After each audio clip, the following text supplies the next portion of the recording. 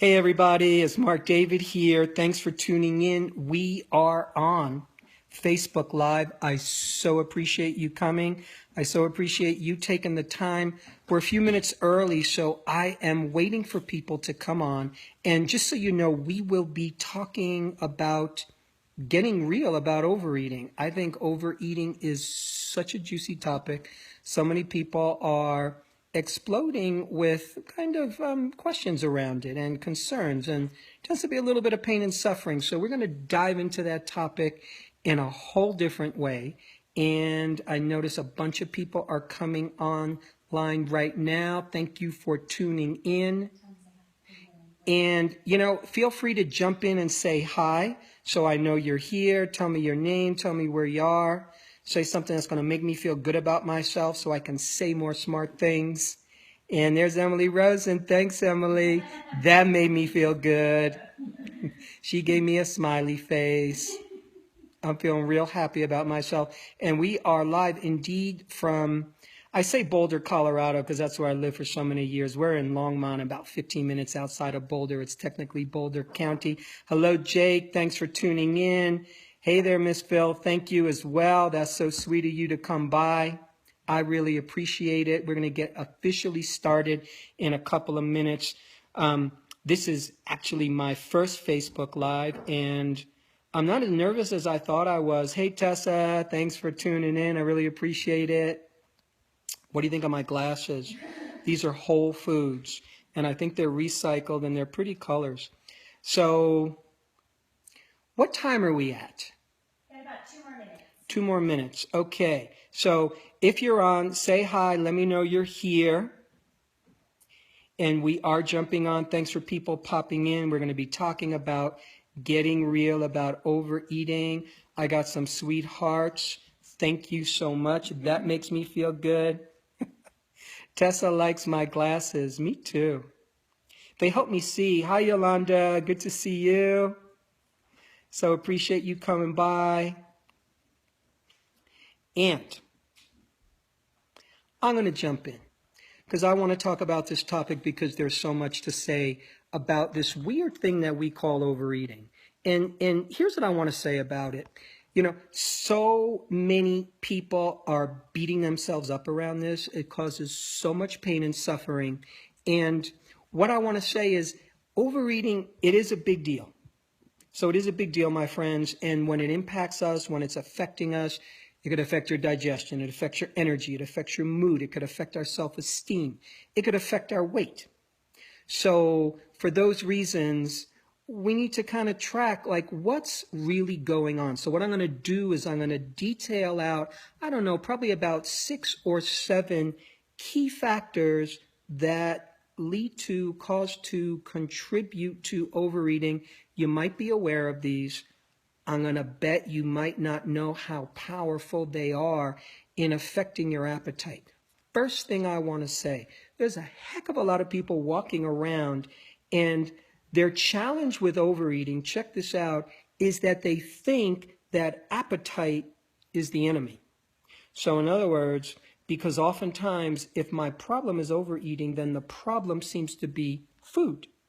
So if food is my problem, then if I can somehow stop this whole food thing, if I can get food out of the picture, if I can manage my appetite. I love how we say manage my appetite, as if it's this unmanageable creature. Appetite, you should be waking up every day and kissing the ground and thanking the universe that you have an appetite. Why? Because you're a human being. You need food to be alive. If you forget to eat food, you would eventually die. So appetite's a beautiful thing. Every organism on the planet is programmed at the most primitive level. You know this, junior high school biology. We're programmed at the most primitive level to seek pleasure and avoid pain, right? So when you're eating, you are seeking the pleasure of food. You're avoiding the pain of hunger. All I'm trying to say is appetite is built into your system. So you, first of all, got to learn how to love it. If you're one of those people, or if you know people, if you're a practitioner working with people, you have to notice, is my client, are we fighting appetite? Because if you're fighting appetite, no strategy is going to work in terms of getting where you want to go. So I just want to say first and foremost, this is about you and me and our clients and our friends and our loved ones learning to make peace with what it is to be a human being. I'm sorry, but you're a human being on planet Earth. You have an appetite. You need to eat. Start to love it. Now, here's the interesting thing. A lot of people think I overeat because I've got a willpower problem. And if you have a willpower problem, or if you think you have a willpower problem, I'm going to wager a lot of money, all of mine and all of yours, that you don't. So you don't actually have a willpower problem. First challenge with overeating is that most people, many people, some people, they don't eat when they eat in the first place, meaning it's all about vitamin A, which is awareness. So if we are not aware of the meal, and what does awareness means? It means presence. You know, we live in a day and age, right, when so many people are multitasking, and multitasking has become this sexy thing. Like, I multitask, I'm getting a lot of stuff done.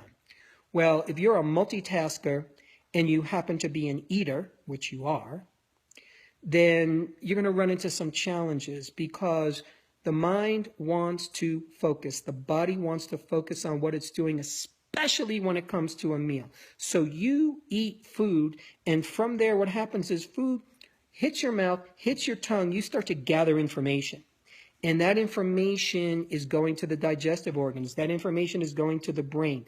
Brain and body scan your meal to determine, do I have enough macronutrients in this meal? Do I have enough protein? Do I have enough fat? Do I have enough carbs? Is there enough water here? Do I need more digestive enzymes, more digestive juices, more acidic stomach, less acidic? Do I need more micronutrition? What do I need? So the brain is scanning the meal, trying to gather that information. But here's the deal. If you ate and you were not present, why? Because you're driving your car, you're talking on the phone, you're on your computer, you're worried about this, you're doing that, your brain is not registering taste, pleasure, aroma, satisfaction, and the visuals of a meal. Scientists call that cephalic phase digestive response. Some of you who know me and follow me have heard me speak about this before. This is basic graduate school, medical school physiology, which every scientist of the body should learn. Cephalic phase digestive response. Cephalic means of the head. So cephalic phase digestive response, again, it's a fancy term for how taste, pleasure, aroma, satisfaction, and the visuals of a meal drive digestion, assimilation, believe it or not, calorie burning, and they also help drive our natural appetite regulation. So if I'm not paying attention and I don't get taste, pleasure, aroma, satisfaction, the brain isn't smart enough to say, hey, knucklehead, you weren't paying attention. You need to eat your food when you're eating. The brain simply goes, oh my goodness, I don't remember eating. I don't remember tasting food. Hungry. So then we are physiologically driven to eat more. That's not a willpower problem. Your brain, your physiology is literally driving you to eat more because it didn't have the experience of eating. I hope you're following this because to me, it's so profound in its simplicity. It's like life teaches us. The body teaches us. We are constantly learning lessons. You know, I really think we are a soul here on earth, and we come here to learn earthly lessons, and the body teaches us. You know, the body teaches us in a real powerful way. The body is asking us from an emotional, scientific perspective. It's saying, you need to be there for your meal. By the way, when you sum total up all the research on the cephalic phase digestive response, scientists will tell you that approximately 40 to 60% of your digestive power, your calorie burning power, your assimilative power at any meal, including your ability to regulate your appetite, comes from that head phase of digestion. That's pretty interesting. Now, let's talk about another piece about overeating. And I think some of the most voracious overeaters are those who are committed to this thing called dieting. Now, I would love for you to poll your friends or your clients, if you haven't already done this, and ask people, who start to talk about dieting, say to them, how long have you been dieting? You will be shocked. Speak to someone who's in their 40s, 50s, or 60s. You will hear people say, I've been dieting for 30 years. I've been dieting for 40 years. This blows my mind. I have met men and women in their 70s and 80s who have been dieting for 50 and 60 years. Breaks my heart. Why? Because if you're doing something for more than about 4 years and it doesn't work, you probably want to change direction. So here's what happens when we diet. Another word for dieting, I'm going to call it calorie restriction. When you calorie restrict, when you tell the body, hey body, I don't think you're pretty enough, I don't think you're skinny enough, so I'm going to starve you a little bit. And by starving you, I'm going to diet you. And that might mean I skip breakfast. It might mean I skip lunch. It might mean I eat really low calorie.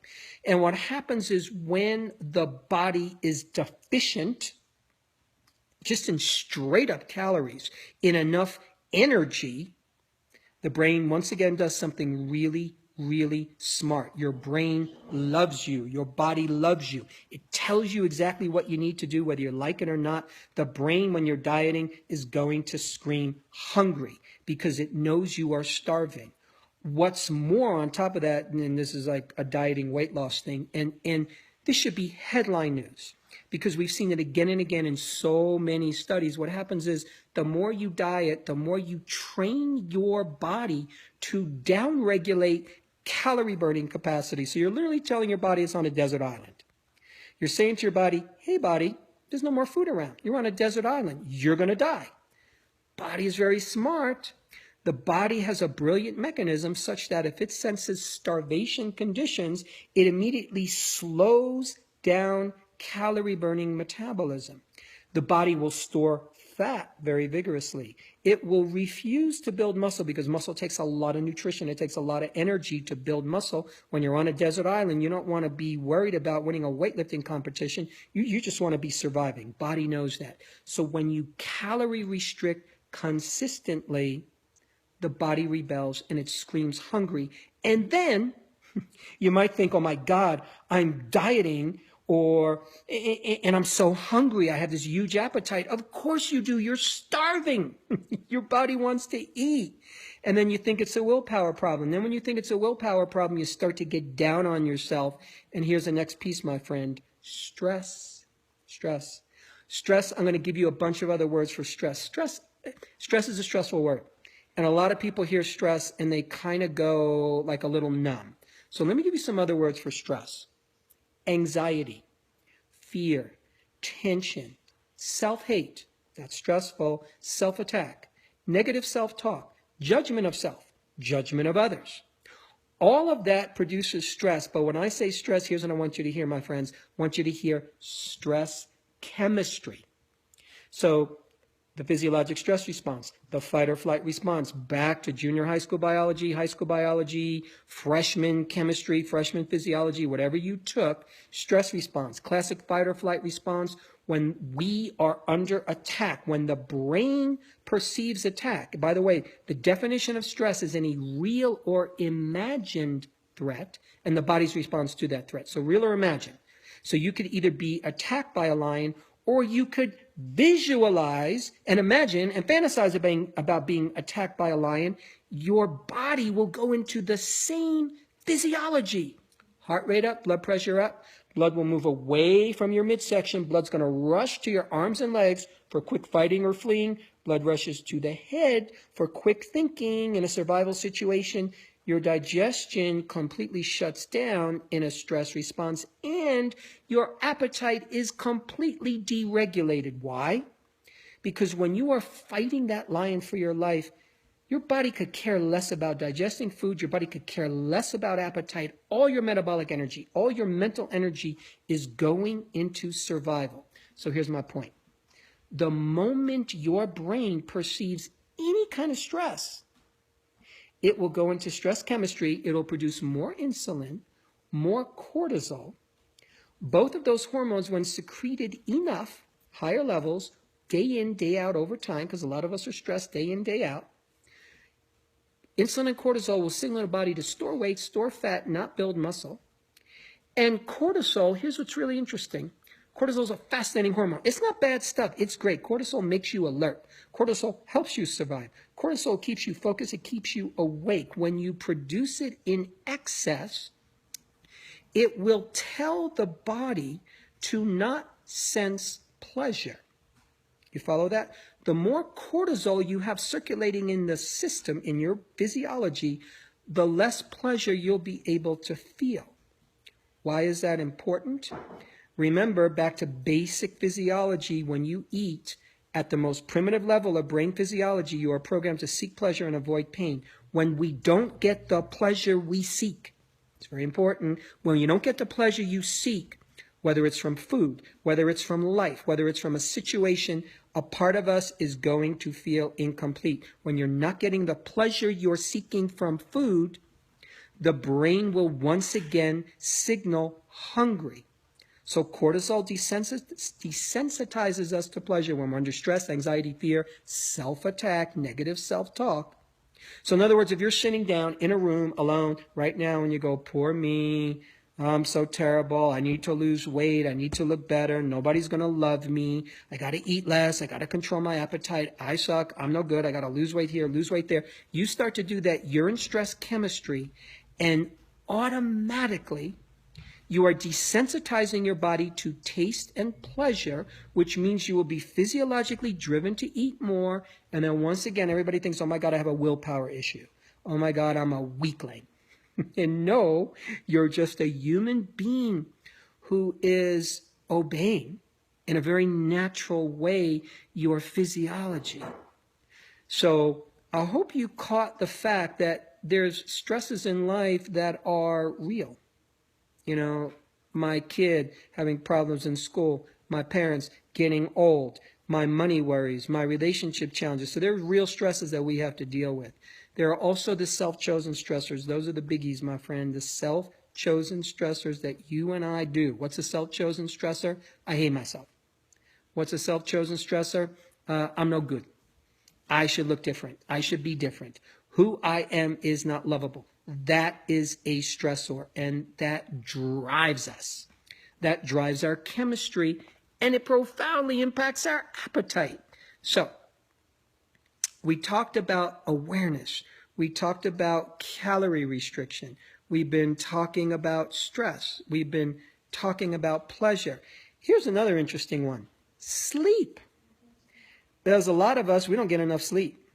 And what does sleep have to do with appetite? Well, it turns out a heck of a lot. There are so many compelling studies, and there's no dispute here around how when we don't get enough sleep, what's going to happen is we're going to underproduce leptin. Leptin is a hormone that will signal your body, helps regulate your appetite. Leptin tells you essentially when you're full. So for some odd reason, when we don't get enough sleep, we don't produce enough leptin. So when you don't get enough sleep, which means you don't produce enough leptin, you lose some of your natural appetite regulation. How many of you have noticed that? How many of you have noticed when I'm in a situation where, oh my God, I'm overworking or there's a lot going on and I just haven't been getting a lot of sleep, you find yourself munching a lot during the day? That is this strange habit of the body. When the body is under stress, it tends to do some odd things. And again, here, one of the odd things that the body does when it's under stress, and in this case, it's the stress of not getting enough of vitamin S, sleep, appetite is deregulated. So that's another one for you to consider or to check out if you're the kind of person who is looking to take your appetite to its rightful place. I don't like the term appetite management. Management sounds like, oh, we're these unruly creatures. We need to manage ourselves. No, you have a natural appetite. You're a natural organism. You're a real human being. I'm sorry, but, you know, I used to live in the Berkshires and in western Massachusetts. There's cows all over the place. Everywhere you drive, you see cows in the field. And I never noticed a cow who was hanging out in the field going, oh, my God, did I eat too much grass? Like, was that enough? Was that too much? Did I overeat? Animals have a natural, instinctive way of going about the business of appetite. Humans are the only humans and their pets, for goodness sake. Humans and their pets are the only creatures who lose it. arguably, when it comes to appetite. Here's another piece, my friends, and this is kind of tied in. This is kind of tied into the dieting part if we are not getting a good balance of macronutrients. So macronutrients, technically, for those of you not familiar with that term, the macro, big, the big nutrients. So the big nutrients that you consume, now you consume magnesium and calcium in your diet, small amounts. What are the nutrients you consume in the biggest amount? Protein, fat, carbohydrate, water, fiber. Okay, so for our purposes, I'm going to focus more on protein, fat, carbohydrate. Macronutrient balance, such an interesting nutritional concept. Here's the deal. So many people think, oh my God, if I want to lose weight, I got to go low fat. By the way, that is such old, outdated science. It is mind-boggling that people are still believing it. Poor quality fat, not good for the body. High quality essential fats, high quality fats, unbelievably good for the body. And they will help you lose weight as opposed to gain it. I know that's a hard one for you to get because think of the word fat. Fat. People hear the word fat and they cannot separate dietary fat from fat on my body. So people naturally think, this is how the human brain works. We naturally think, oh my God, well, if I'm eating fat, then I'm going to get fat. And indeed, that's what the experts and the scientists for years have been telling us. It's a bunch of nonsense. So if you're a dieter, if you're going low fat, what's the body going to do? The body's going to be smarter than you because it is. You get a cut on your finger. The body has thousands of chemical reactions in a millisecond to deal with that cut. You don't know what to do. You're just sitting there and watching it. So anyway, when it comes to you're not getting enough fat, what does the brain do? The brain goes, oh my God, he's fat deficient. She's fat deficient. It's not, brain's usually not smart enough to say, hey, Bob, you need more healthy fat. The brain's going to scream hungry. If you're not getting enough protein, brain's going to do the exact same thing. And for a lot of people who are going super low carb, same thing's going to happen. The brain is going to scream hungry. You're driven to eat more. Once again, you think, oh my God, I'm a loser. I'm a willpower weakling. This is so bad. I can't control my appetite. No, you just had a toxic nutritional belief that fat is bad for me. You went low fat and your brain is screaming hungry. By the way, these are the principles I'm talking about. We dive so deep into these in our professional training here at the Institute for the Psychology of Eating, the Eating Psychology and Mind-Body Nutrition Certification Training. By the way, for those of you who are interested in that, at some point my team is going to put a link down below here that you can check out. We're going to be having a free webinar called The Ultimate Health Coach. It'll tell you a lot about what we're up to. So here's another piece that contributes to this thing called overeating.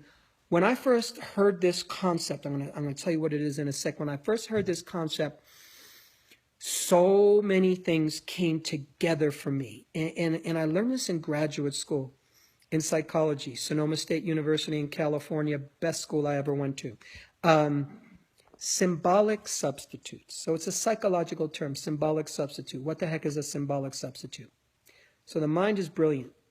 When we humans cannot get the thing that we most deeply, what we most really want, when you can't get the thing you really want, we will tend to reach for the closest approximation thereof.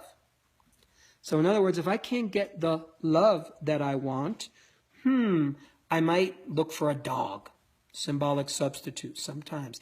If I can't get the intimacy and the connection that I want, oh wow, I might spend a lot of extra time on the computer if I'm not getting the intimacy and the touch from a nearby relationship. We're always looking for what we want, and we can't get what we want. We reach for the closest approximation thereof. If I really want meaning in my life, if I want an exciting life and I don't really have one, I don't like what I'm up to, I don't like myself, I don't like what I'm doing, I might get into extreme sports. I might get into extreme movies or stimulation that somehow makes me feel alive. When we can't get the love we want, when we can't get the intimacy, when we can't get the happiness that we want, one of the most common symbolic substitutes that we reach for is, guess what? Food. Food is the most faithful. 5 minutes left? Wow. This went by fast, my friends. There's so much to say about this topic. Literally, I could be going on for hours, but that would probably drive you crazy and drive my staff crazy. But anyway, food is a tremendous symbolic substitute. Why? Eat food, feel better. The simple act of eating will raise your level of enkephalins and endorphins, pleasure chemicals, within about 30 seconds. So the act of eating by itself, even if it's food you feel neutral about, the act of eating is pleasurable. So a lot of people aren't getting what they want in life and they reach for food. What I want to say to you is that, wow, totally understandable. Big hug. Give yourself a little bit of love for that because you're human. That is what we do. I just want you to see how there's a wisdom in the things that we think are challenges. This is an important piece, my friend. Overeating is not a problem. Overeating is a teacher. It really is. And it's a great teacher. Our relationship with food is a great teacher. That's one of the key kind of fundamental principles that we teach here at the Institute for the Psychology of Eating that forms the foundation of our professional training, forms the foundation of our public program, Transform Relationship with Food. Food is a great teacher. Our relationship with food is a great teacher. So if you struggle with overeating, if your clients struggle with overeating, it ain't about their willpower. It's not about behavior modification. Forget about it. It's not about modifying behavior. It's about changing your life. It's about learning. It's about growing. It's about personal development. It's about listening to the symptom, in this case overeating, and seeing what that symptom is here to teach us. Because that symptom called overeating might be teaching you, hey, you're multitasking, you got a lack of awareness, lack of cephalic phase digestive response. The symptom might be teaching you, hey, stop dieting, ain't working for you after 40 years. The symptom might be teaching you have poor macronutrient balance. It might be teaching you to work differently with your stresses and your self-chosen stressors and your self-attack. It might mean looking at how you do pleasure. It might mean looking at sleep. It might mean looking at this beautiful thing called symbolic substitutes and how am I using food to give me something that it really can't give me truly at the end of the day. So my friends, I certainly hope this was helpful. I want to remind you once again, if you check in the details below, I believe my staff has put in some of the information about the free webinar that we're doing about the Ultimate Health Coach, which will really help you get a sense of our eating psychology and mind-body nutrition certification training. That's our professional program. We dive into the things I've just been speaking about. We go pretty deep to help you learn how to help others. There's the deal. And that's what this is all about. This is about us helping each other. This is about us getting the good information. I'm not trying to sell you any drugs. I'm not trying to sell you nonsense supplements. I'm not trying to sell you a false promise. What I'm trying to do is to share concepts, information, what I'm going to call wisdom about what works, because that's what's going to move us forward. So say it again. Oh, please do this. Share this video. Share this information with your friends. How do they share the video? You just hit share on the video. Brilliant. Just hit share button underneath the video. My staff sometimes make fun of me because I'm a little old school and I have to catch up and figure out how to work all the gizmos. But I'm learning. You can teach an old dog new tricks. And all of us, I don't care where your relationship with food is at, what the challenges are, whether it's you, your friends, your loved one, your clients, there is always a brilliant light at the end of the tunnel as you start to learn the kind of wisdom that really truly moves us forward. So I want to say thank you so much for being here. I hope you tune in again. If you're on our list, we'll let you know when the next Facebook Live is going to be. Let your friends know. They will Share. get notifications if they like the page. Oh, how cool is that? I am just informed that you will get notifications of the next Facebook Live event that I'll be doing if you like this page. Can they love the page? No. Okay. Can they go Google over the page? No. Okay, so just like the page. You'll learn more about it. Thank you so much, my friends. I really appreciate it. I'm Marc David, founder of the Institute. Lots more to come.